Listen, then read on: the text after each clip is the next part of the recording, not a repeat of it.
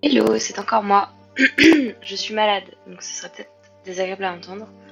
J'ai écouté par curiosité les autres épisodes que j'avais tournés. Je me rends compte que parfois je dis un peu de n'importe quoi. Enfin, j'utilise pas les bons mots, mais comme je suis concentrée, je les corrige pas. Donc c'est peut-être un peu décousu comme discours.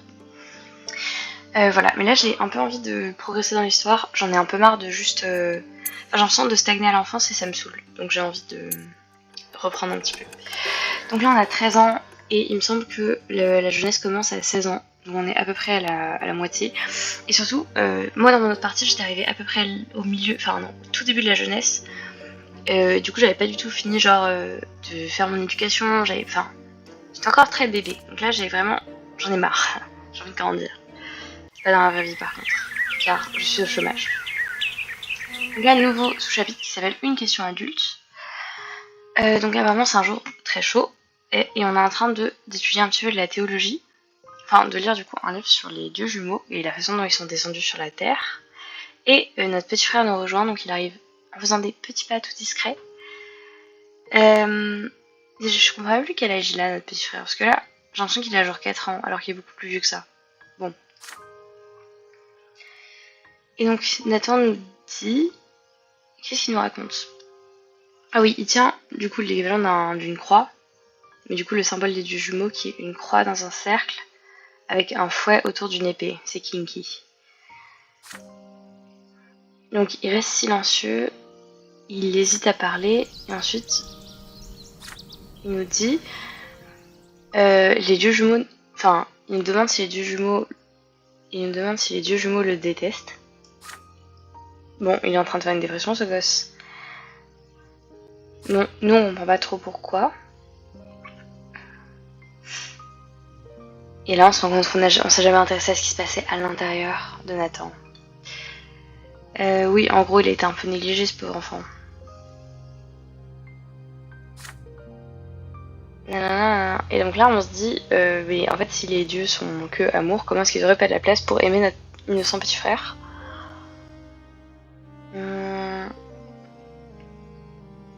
Blablabla.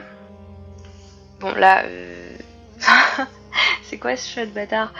Soit on dit vraiment à notre petit frère, non, les dieux t'aiment pas. Soit on lui dit que... Bah, bien sûr, moi je l'aime bien, j'ai un peu envie de le bichonner et lui dire que c'est vrai. Mais d'un autre côté, dans ce monde de merde, j'ai envie de tester ce choix, de confirmer les peurs de Nathan.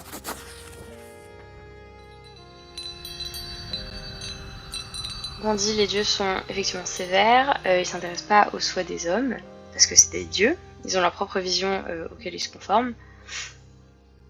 Et après, on lui dit, t'es pas obligé de les aimer non plus. Oh là là, je suis en train de faire un hérétique qui va aller en enfer. Quel enfer, oh là là. Quel enfant maudit. Ah oui, voilà, parce que là, c'est un peu leur vision de l'après-vie. Donc après la mort, soit on peut aller... Parce qu'il y avait l'espèce... Enfin, rappelez-vous bien, l'espèce de pilier de lumière qu'on voit un peu de partout dans le monde. Et après la mort, on va soit au-dessus, soit à son pied. Enfin, en gros, c'est leur paradis et leur enfer. Et Nathan, du coup, se met très en colère. Il est en train de pleurer. Et il se dit non, c'est impossible, ça peut être comme ça. Les dieux sont en train de tester. Je vais dire à maman que tu dis de l'hérésie. Oh! Oh non, mais j'espère que ça abîme pas ma relation avec lui, hein, pauvre bébé. Donc on a gagné en noblesse, bizarrement, alors qu'on a fait un peu un move de bâtard. Et peut-être c'est un peu, soi-disant, noble de lui dire la vérité qui blesse. Et on a gagné en intelligence, ce qui est pas mal, parce que j'étais pour l'instant un enfant très... Enfin, j'étais pas le couteau le plus aiguisé du tiroir. Ah! Nouvel événement, donc l'admonition de Nathan. C'est parce qu'on était assez spirituel, d'accord. Et donc on lui fait une remontrance spirituelle.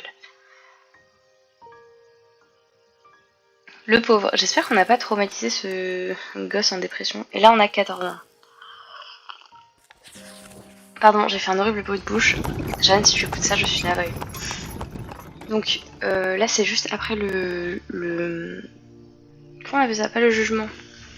Le procès qu'on avait fait où notre grand frère avait été innocenté et on a mis à mort des mecs. Donc notre grand frère part, mais notre grand-père reste, bien sûr. Et apparemment notre grand-père est malade. Et donc, après plusieurs mois, on se rend compte que grand-père ne va pas... Yes, j'espère qu'il va mourir. Ne va pas s'en remettre. Donc il reste au lit. Il commence un peu à délirer et nous, il nous appelle par le prénom de notre père. Blablabla. Bla, bla, bla, bla. Bref, il est en train de faire une fin de vie un peu sénile et pas agréable, quoi. Ah, mais il y a un moment où notre grand-père retrouve un peu des forces et il va toquer à la porte de notre mère. Il lui hurle que c'est sa faute, que c'est à cause d'elle qu'il va pas réussir à aller en haut du pilier parce qu'il a pas réussi à faire son devoir de lignée, blablabla. Et donc notre père il refuse de mettre notre grand-père en dehors de chez nous. Waouh, il fait peur. Donc là c'est un moment où il est tard le soir. Il y a à la maison seulement notre frère, enfin Nathan, Gloria, notre mère et le grand-père. Nous on est toujours réveillés, on est toujours réveillés. Et on entend notre grand-père se déplacer. Il va dans la chambre de notre mère. Et il lui murmure quelque chose. Enfin non, il a l'air de crier. Bon, il y a des points d'exclamation, je sais pas. Et il lui dit, espèce de paysanne, il faut que je nettoie mes péchés, que je sauve ma famille, j'aurais dû empêcher mon fils de t'épouser, blablabla, ce qu'il dit depuis le début. Notre mère a peur. Et ensuite il dit qu'il va en gros faire une espèce de purification par le feu. Enfin oui, donc là il a une lampe torche. En gros il veut incendier la chambre de notre mère. Et en vrai, peut-être ça l'arrangerait de nous tuer nous aussi, parce que comme ça, il restera que Stéphane qui est l'enfant légitime. Enfin, légitime, l'enfant bien né, quoi. Et donc notre mère, elle dit, laisse-moi au moins me réveiller pour aller... Enfin, aller réveiller mes enfants pour les prévenir. Et nous, on fait du bruit. Et notre grand-père, il nous dit de rester en dehors de ça.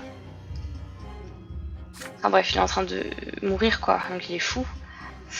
Et donc là, on a plusieurs choses à faire. Soit on prend la fuite et on essaye de sauver Nathan et Gloria.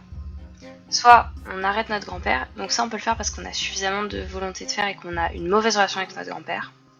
Ouais, si on avait une meilleure relation avec notre grand-père, on pourrait pas. Et laisser faire. Et pour l'arrêter, du coup, on prend sa lampe sa torche hors de ses mains. Bon, on va faire ça. J'ai pas envie d'être orphelin maintenant. Donc on l'attrape, on se fait un peu brûler. Mais le feu se répand pas. Ah oui, donc... Ah, et il meurt. Waouh. Ah ouais. Bon, il est mort. Écoutez, bon débarras pour la famille. Toujours avec sa veste quechua de merde, là. C'est fou de faire ça. Je sens que ça est censé être un peu un moment important. J'étais pas trop dedans. Donc notre grand-père est mort pour de vrai. Donc là on voit que c'est sa true death qui va jamais revenir. Bon débarras. Et B. Ok, on a gagné plein de trucs. On a perdu un peu de volonté d'action. Enfin de volonté, on va devoir en regagner. On a gagné on est dans une nouvelle catégorie d'intelligence. Maintenant on est entreprenant. Et on a gagné un point de noblesse. Donc là on est noble. Et B. Il s'en passe des choses. Voilà. Donc j'imagine qu'il va falloir que notre père et notre grand frère reviennent pour les funérailles. Il était temps. Et donc là c'est un nouveau chapitre qui s'appelle Les derniers respects. Donc c'est un grand choc pour tout le monde la mort de notre grand-père. J'espère que personne va nous accuser d'avoir tué personne le mettant. Bon, notre père, du coup, c'est le nouveau chef de famille. Notre grand frère il devient un peu mythique et il passe beaucoup de temps dans la chambre de son grand-père. Après, c'est possible que lui avait quand même de l'admiration et de l'affection pour son grand-père, vu que c'était l'enfant qui était le mieux traité. Et Gloria et Nathan, ils ont l'air un petit peu trauma. Et donc, il veut faire ses funérailles, payer les derniers respects. Donc, à la tombe, il y a notre père et nos deux frères et nous. Voilà, en fait, ok, donc ce qu'il dit, c'est que seuls les gens qui sont nobles ou qui sont capables de devenir nobles peuvent rejoindre les funérailles. Et notre mère, c'est une roturière et Gloria aussi. donc c'est vraiment très masculin comme moment.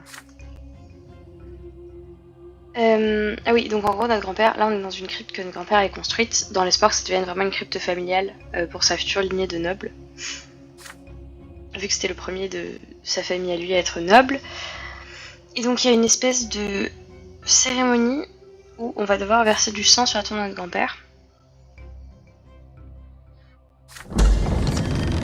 Alors quoi? Ok, donc on va voir le sarcophage. Notre père fait un petit discours quoi. C'était un serviteur loyal de l'Empire. Il a maltraité des enfants et ta femme.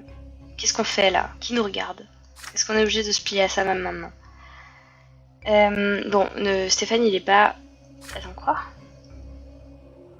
Voilà, notre père il est en mode ah j'ai pas été un très bon fils. Il fait un peu un rire sombre et Stéphane il est pas très content. Enfin que la cérémonie en gros soit pas très bien conduite. Oui bon là on décrit un petit peu ce que tout le monde fait. Donc notre père il prend une arme, il enlève son gant et il nous explique qu'il faut qu'on fasse une petite entaille dans notre paume pour... Voilà, en gros il y a une espèce de gouttière sur le mur de la crypte. Il faut qu'on fasse couler notre sang dans le mur pour qu'il rejoigne le sang de notre grand-père. Est-ce que ça veut dire que le sarcophage est ouvert? C'est pas très hygiénique non plus. Ça doit puer sa mère.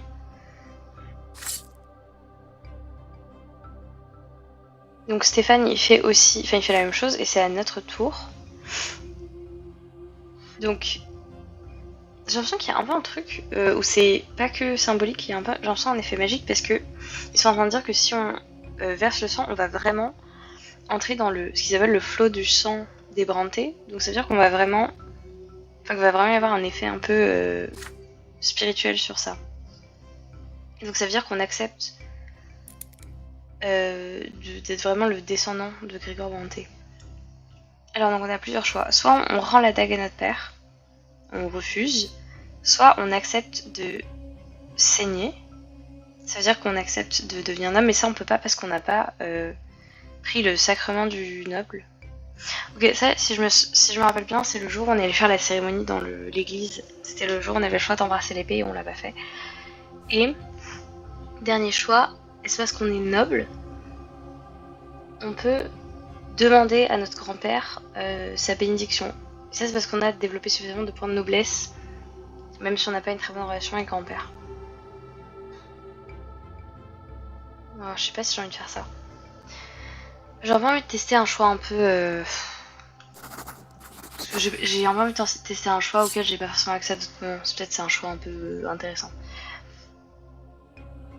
Donc on se coupe la main et avant qu'on laisse le sang couler, on demande à haute voix à notre grand-père s'il nous donne sa bénédiction.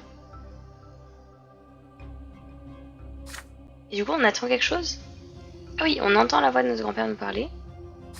Il nous parle, il dit tu as eu le courage de demander ma bénédiction, ainsi soit-il, tu as le droit d'avoir une réponse. À mes yeux, t'es pas incorrigible. Peut-être qu'un jour tu seras capable d'être un vrai noble, donc je te permets. Mais mon ombre te suivra tout le temps. Ouh là là, on va se faire hanter.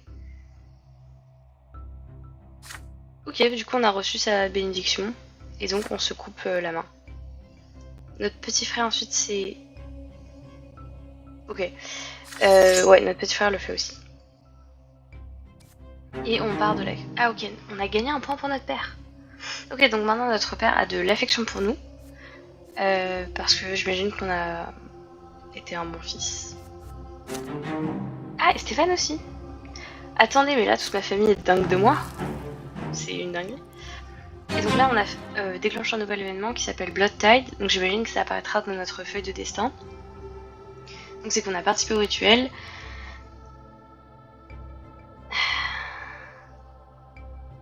Ah oui d'accord, il y avait soit prendre le sacrement du noble, soit avoir une relation avec le Grégor, je comprenais pas, je pensais qu'il fallait les trois. Mais du coup juste par curiosité, là qui dans ma famille me... Qu'est-ce qui se... Ah, je peux pas... Ah, on a un nouveau pop-up, un nouvel événement qui s'appelle les poètes, et qui est conséquence de nos actions précédentes, c'est parce qu'on a gagné en intelligence, enfin en ingéniosité. Mais moi je vais regarder ma famille d'abord. Donc Grégor, Donc voilà, même si son esprit nous a parlé, comme il est mort, on peut pas changer la relation avec lui. Là, notre père, il est à 4 affection. Notre mère, elle est à 2 sympathie. Gloria, elle est au max affection. Stéphane, affection. Et Nathan, sympathie. Ok. Je sais pas si c'est possible, à la longue, de garder une bonne relation avec tout le monde en même temps. Vu que... Enfin, je sais pas, j'imagine que... Enfin, je sais pas. Ça m'étonnerait que ce soit possible, mais... Je suis prête à sacrifier ma mère. Donc là, c'est un jour... J'ai l'impression que la musique est forte. J'ai aucune idée de ce que ça donne. Ok, bon, je sais pas. Peut-être c'est juste dans mes oreilles. C'est pas ça que je voulais faire. Voilà. Donc là, c'est un jour où avec Thomas, notre poteau, on veut explorer une rue vers les ruines d'un château. Non, vers le château, pas les ruines. Donc on est toujours dans la ville d'Anisote, qui est la capitale de notre province. Et là, du coup, on est... Ah oui, voilà, on est à côté des anciennes forteresses. Qu'est-ce qui se passe ensuite?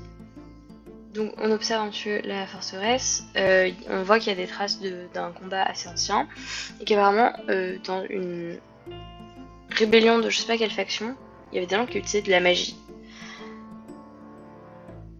Voilà, donc en gros c'est je crois le chef de notre province avant l'unification de l'Empire qui s'était battu contre notre empereur actuel, enfin notre dynastie d'empereur actuelle et la religion des doubles dieux, des dieux jumeaux. Blablabla, bla bla bla. Et donc là on entend un bruit derrière un mur et donc on regarde ce qui se passe. Et on voit donc un groupe de jeunes hommes et de jeunes femmes assis dans l'obscurité qui ont l'air un peu plus âgés que nous, donc des ados. Et il y a un jeune homme qui est en train de réciter de la poésie. Il parle de l'histoire d'un noble qui est tombé dans une flaque de boue à cause d'une cape qu'il avait qui était trop tape à l'œil. Et que aucun... Ah oui, enfin en gros, malgré le fait qu'il était habillé de façon très riche, ça l'a pas empêché de tomber dans la boue. Et apparemment c'était hyper drôle. Ah, et là on voit qu'il y a notre sœur Gloria au milieu. Et donc là elle récite un poème aussi. Et donc son poème elle dit... Enfin je sais traduire mais bon, je sais toujours pas traduire de la poésie. Non Gloria, tu mènes pas une vie correcte, tu es censée devenir une femme et une mère. Il faut que tu acceptes le fardeau d'avoir un tablier de cuisine. Il faut que tu baisses les yeux et que tu sois obéissante, blablabla. Tu es un fruit pourri. Ah, et nous, on essaye d'entendre mieux, mais en fait on fait du bruit. Et donc Gloria, nous regarde, nous reconnaît. Donc Thomas, il est un peu surpris et il dit qu'ils auront des problèmes si quelqu'un les voit. Parce que du coup c'est des enfants de roturiers qui critiquent ouvertement la noblesse. Et donc nous on sait que Gloria elle serait aussi en danger si on se rendait compte que qu'elle faisait de la poésie. Donc Gloria quand on retourne à la maison elle fait semblant de peine, elle nous ignore un petit peu. Elle a l'air anxieuse et nous on est très inquiets.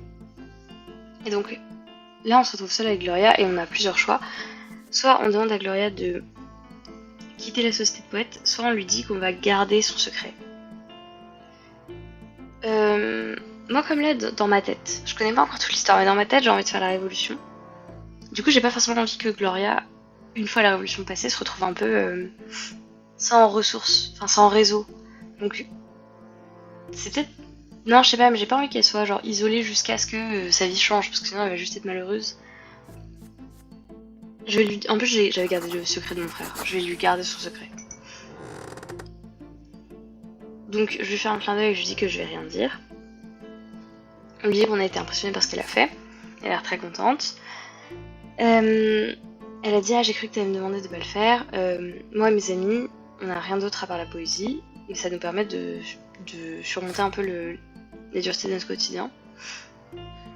Mais on lui dit en tout cas qu'elle et ses amis devraient faire attention à mieux cacher leur rencontre, parce que ce serait dangereux s'ils se faisaient attraper. Et donc là, j'étais déjà au max avec Gloria, mais on a du coup un nouveau statut avec elle qui est qu'elle est reconnaissante. Mais elle était déjà là. Bref, c'est vraiment ma bestie. Et j'ai gagné en intelligence encore. Je suis un peu curieuse de voir où j'en suis niveau destin. Ah, Le jeu charge, donc je ne peux pas accéder à mon destin.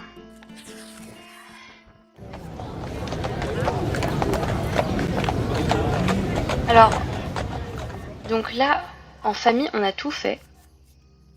On a gardé le secret de Gloria, le secret de Stéphane, on a fait le truc du sang. Je savais même pas que c'était possible de tout faire. Et donc le seul truc qu'on n'a pas eu pour l'instant, c'est la partie spirituelle avec la révélation de l'arbre, parce qu'on n'était pas assez... on n'avait pas les conditions qu'il fallait. Mais on a sauvé la jeune fille Sophia et on a découvert les sentiments amoureux. Contact d'une femme qui nous a bien méprisés. Donc là, nouveau chapitre qui s'appelle La fugitive.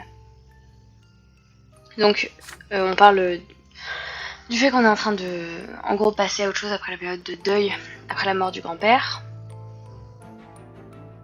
Donc parfois, en traversant la rue, on retombe à l'endroit où on avait sauvé la jeune fille la dernière fois j'avais dit un vélo, mais c'est pas un vélo du tout. De la voiture qui avait failli la renverser.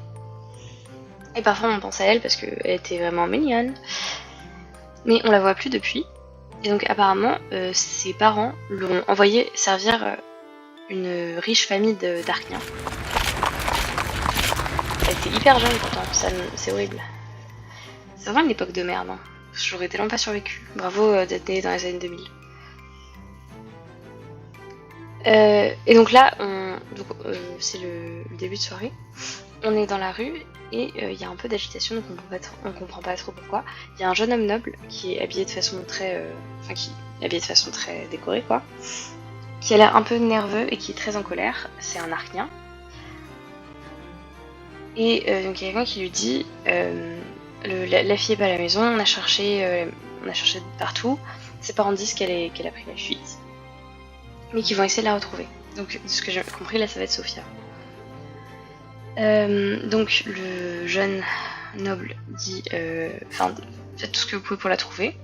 Et donc là on se rend compte que Sophia, en gros c'était sa servante et qu'elle a pris la fuite. Et donc nous on sait qu'il y a peut-être un endroit où elle pourrait être cachée, c'est la maison, une maison abandonnée dans la rue. Donc on essaie d'y aller discrètement. Et là on voit qu'il y a Sophia. Donc là elle est un peu plus âgée que nous. Mais ça fait 4 ans. Donc là elle est presque adulte, je crois qu'elle a à peu près 17 ans. Et elle a l'air d'être apeurée. Et elle dit, fais pas de bruit, je me suis enfuie du service du plus jeune de la famille. Je préfère mourir que rester... en gros, j'ai l'impression qu'elle a subi, elle aussi, des violences sexuelles, puisqu'elle dit qu'elle préférerait mourir qu'être un jouet de ce mec. Ils y vont sur les trucs hardcore. Et donc, elle a dit qu'elle a pris la fuite, qu'elle allait voir ses parents et qu'elle leur a dit ce qu'elle avait subi. Et au lieu de l'aider, ils sont allés alerter la famille de ses maîtres. Donc, on se rend compte que là, il y a des bruits de pas qui arrivent de plus en plus près et que on va finir par se faire trouver. Et donc là, il y a le noble qui arrive et qui dit je sais que si t'es là, tu ferais mieux de sortir avant que je vienne, quoi. Mais ça me déprime. Et donc là, on a plusieurs choix. Ouh là là. Donc soit on se cache tout seul, choix de lâche. Et que en gros, le destin de Sophia est plus entre nos mains. Soit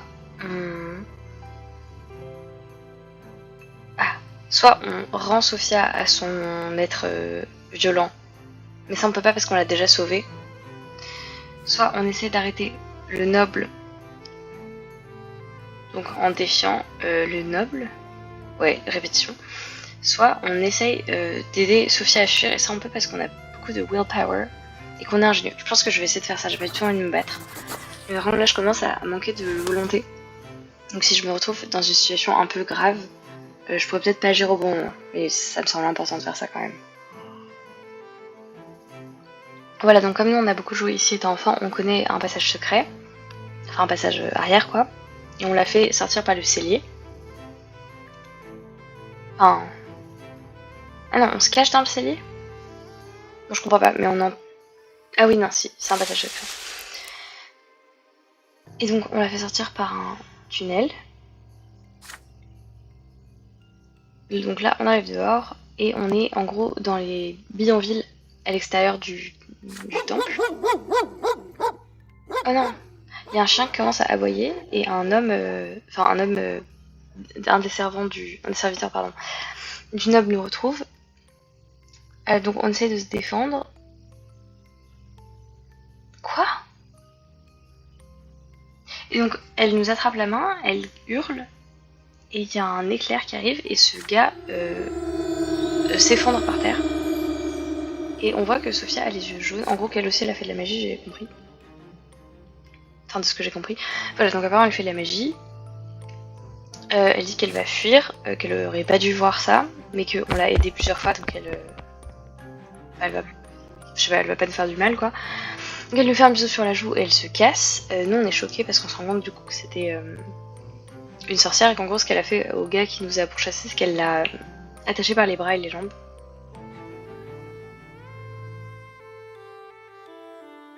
Et donc on a gagné un point avec Sophia, qui maintenant a de la sympathie pour nous, et un nouveau statut pour elle, où maintenant elle nous fait confiance. C'est normal, on l'a sauvée quand même 2 fois. Donc tout le monde en parle, et donc la famille de ses maîtres sont hyper furieux. Et heureusement, il n'y a pas de conséquences pour nous. Mais là, dans le dernier paragraphe, on me dit, elle est apparue soudainement, et comme la dernière fois, elle a disparu de notre vie. Et donc le jeu nous dit qu'on va pas la revoir avant, bien longtemps après. Et donc là, on a perdu des points de volonté, on en a plus que 5. Donc je pense que là, faut que je me calme sur les actions de foufou. Et donc là, on a 15 ans, nouvelle année. Nouveau pop-up. Donc là, on est en 1133. Oh waouh, la grosse chasse d'eau de mon voisin. C'était super en tout cas, c'est vraiment le bruit qui me tord les boyaux, littéralement. Donc là, on va avoir 15 ans. Qu'est-ce qui se passe? Notre mère a l'air stressée. Elle dit, elle a l'air très en colère, elle dit aujourd'hui personne ne quitte la maison.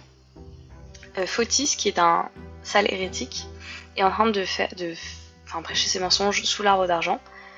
Et je veux qu'aucun d'entre vous entende ça. Donc apparemment, Fotis, c'est le patriarche de notre province. Voilà, donc c'est le chef du clergé de notre province.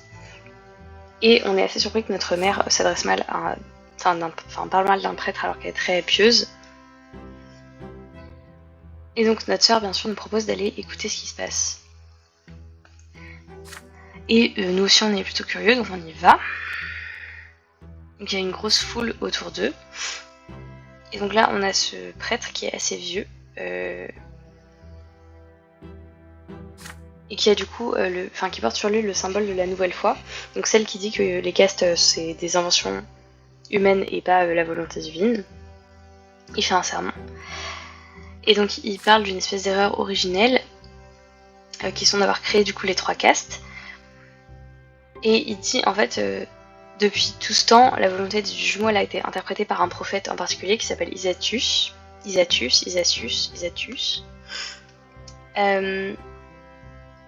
Mais il dit en gros qu'on a tort de se fier aveuglément à ses paroles.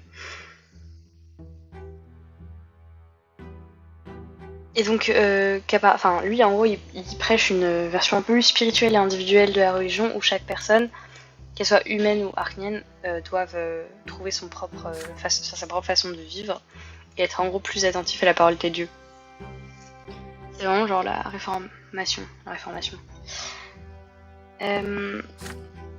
Blablabla. Et notre sœur, elle est très émue et ça la fait pleurer. Et donc là, dans la foule, il y a quelqu'un qui crie, mais s'il n'y a pas de caste, est-ce que ça veut dire que les nobles vont devoir travailler les champs et que les roturiers vont devoir porter des armes? Et donc là, il y a une silhouette qui se dégage de la foule, donc c'est apparemment un mendiant qui est habillé en haillon, avec un couteau, et qu'il attaque le patriarche Fotis. Ah ouais, vraiment assassinat. Bon, assassinat. Mais vraiment, le jeu je sais pas comment dire, donne pas trop de trigger warning, doucement. Donc là, c'est un peu la panique. C'est devenu le chaos. Et donc c'est le moment pour nous de partir. Donc on retourne à la maison, personne s'est rendu compte qu'on était absent. Mais nos parents en parlent. Et donc notre père, il dit que c'est un scandale qu'un patriarche ait été... qu'un un clerc ait été assassiné en public, quoi. Et en plus, c'était la mort finale du gars, il va pas ressusciter.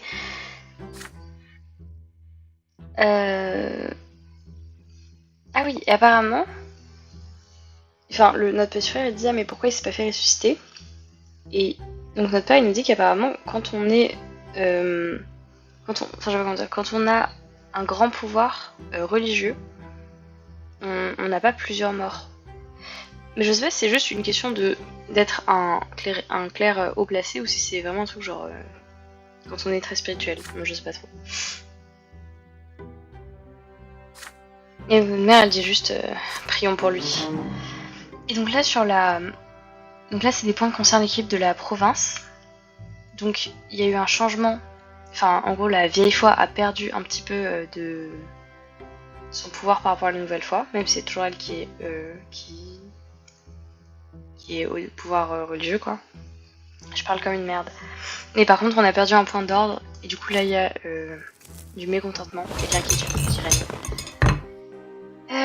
Et donc là c'est un chapitre qui s'appelle La dernière nuit. Donc c'est la veille de notre 16e anniversaire, donc on va devenir légalement un adulte.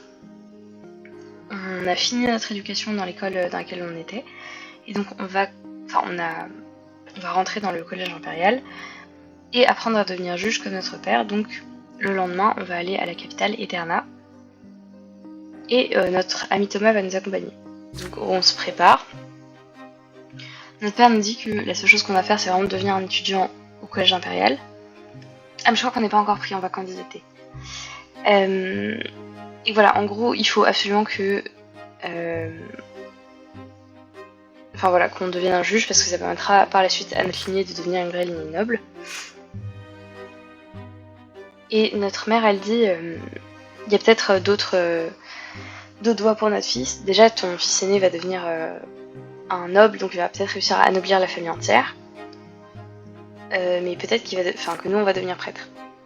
Donc apparemment ça fait ça fait un petit moment qu'ils se disputent sur notre futur. Voilà, Gloria elle nous dit je deviens juste pas un gars avec un balai dans le cul comme notre frère. Et notre petit frère pour le coup est déprimé qu'on parte et du coup nous fait un petit câlin. Il nous demande de rester. Sauf que c'est sûr que non. Mais on lui dit qu'on viendra le voir et qu'on lui racontera tout ce qu'on a fait. J'ai hâte parce que dans mon autre partie j'avais fait genre juste 2 pas dans la capitale et là j'ai très hâte de savoir ce qui se passe. Donc là on commence à dire un peu adieu à notre maison. Et donc on se dit qu'est-ce qu'on va faire de notre dernière soirée? Est-ce qu'on va le passer avec notre père, notre mère, Gloria ou Nathan? Nathan c'est le choix qui coûte rien. Mais il y a un moyen qu'il dorme d'après la façon de s'évanouir. Passer du temps avec notre soeur.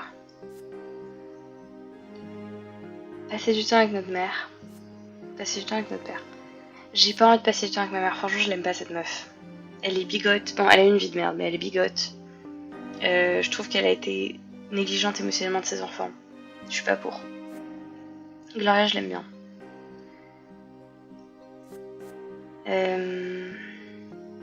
Nathan je vais pas très envie puisque la dernière fois j'avais déjà passé la soirée avec lui le jour où je devais faire mon examen là. Donc j'étais entre mon père et Gloria.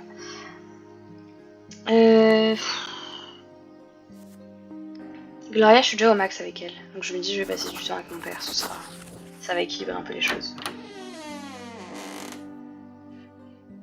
Donc on va dans le bureau de notre père. Donc on dit qu'on va passer la nuit avec lui avant de partir. Et notre père nous dit du coup de nous asseoir, il a l'air d'avoir un petit plan derrière la tête et il nous sort, waouh, de l'alcool, du whisky. Du whisky de seigle, qui est une boisson de noble, et dit il faut que tu goûtes, donc il nous verse un verre. Ouh là là, on va vite dans la vie adulte. Donc notre père a l'air d'aimer, nous on kiffe pas, c'est normal, on a 16 ans. Et donc notre père nous raconte un petit peu comment lui il a été étudiant au collège impérial, que c'était difficile pour lui parce que c'était un roturier mais qu'il a dû étudier parmi les fils des nobles les plus riches du pays. Que la capitale pour lui c'était un endroit qui était difficile, dangereux et plein de tentations. Et voilà, il lui dit il faut faire attention à ce que la compagnie des nobles te mène pas sur des mauvais chemins. Bon, en gros, faut pas qu'on aille trop faire la fête, n'est-ce pas? Notre père, il nous parle aussi de la vie un peu plus mondaine de la capitale, genre qu'il allait à des balles, etc. Et du coup, il nous apprend à danser. Donc, apparemment, la façon dont les nobles dansent est très modeste, donc c'est plutôt. C'est un peu de la danse de salon, mais en mode Jane Austen, quoi. J'adore. Bon, c'est bien, peut-être qu'on sera pas trop en plouc pour la fête de fin d'année. Et là, il commence à nous parler de quelque chose dont il nous avait jamais parlé, de sa première femme, du coup, la mère de notre grand frère. Donc il nous dit que c'était. Que c'était un peu genre une femme un peu sauvage. Enfin, que c'était genre un oiseau de proie. Tout le monde pensait qu'il pouvait la. C'est vraiment Bella. J'ai plus les paroles, mais Maître Gims l'aurait mieux dit que lui. Et donc, notre grand-père l'a vue et est ensuite directement allé négocier le mariage. Et donc, notre père a dit qu'il était hyper déçu parce qu'il pensait que sa première femme, en gros, allait ressusciter après être morte en couche. Mais il dit peut-être qu'en fait c'est comme ça que ça devait être parce que ça m'a permis d'avoir une nouvelle famille, enfin continuer ma famille avec ta mère. Et que donc en gros notre mère c'est le vrai cœur de la famille. Bon bref. Donc il dit qu'il est fier de nous. Donc on est capable de beaucoup faire. Donc là on est au max avec notre père au niveau d'affection. On va au lit avec la tête qui tourne, je pense que c'est à cause de l'alcool plus que des révélations. Et on a gagné 2 points de noblesse. Donc maintenant on est entré dans une nouvelle catégorie. Nous sommes quelqu'un de digne. Putain mais on est pas mal hein, en termes de stats. Et donc là, nouvelle étape de notre parcours, c'est quitter la maison. Je pense que je vais m'arrêter là. Bon après ça du coup. Donc là c'est la fin de l'adolescence. On a passé notre dernière nuit dans la maison familiale. Donc là on est un peu ému. En gros là on revient un peu sur tout ce qu'on a vécu. On a vécu notre première mort, on s'est fait des amis, on a appris beaucoup de choses. On a vécu le moment traumatisant où on a plus ou moins précipité notre grand-père de l'autre côté du précipice. On est quand même rassuré que Thomas vienne avec nous. Et donc on se demande ce que le futur nous réserve. Donc là je pense que je vais... Ah mais en fait je crois que je suis en train de finir au chapitre... Ah oui c'est ça, j'en suis au chapitre 2. Ok. Bon là du coup c'est le petit résumé de tout ce qu'on a fait. Donc on a rencontré Thomas, on a sauvé Sophia, on a découvert les sentiments amoureux, on a commencé l'école, on a gardé le secret de notre frère, de notre sœur, on a vu la mort de notre grand-père, on a donné un serment à notre petit frère, on a rejoint le truc sanguin familial là, et on est parti de la maison. Donc là en termes de personnalité, on est quelqu'un de spirituel, on est entreprenant, et on est très noble. On pourrait être un peu plus intelligent et un peu plus spirituel, mais c'est déjà pas mal. On est mort une fois et on a un peu de volonté. Je pense qu'on pourrait être un peu plus plein de volonté. Et je pense que du coup je vais m'arrêter ici. Ah, je sais pas si ça va déclencher une cinématique la prochaine fois.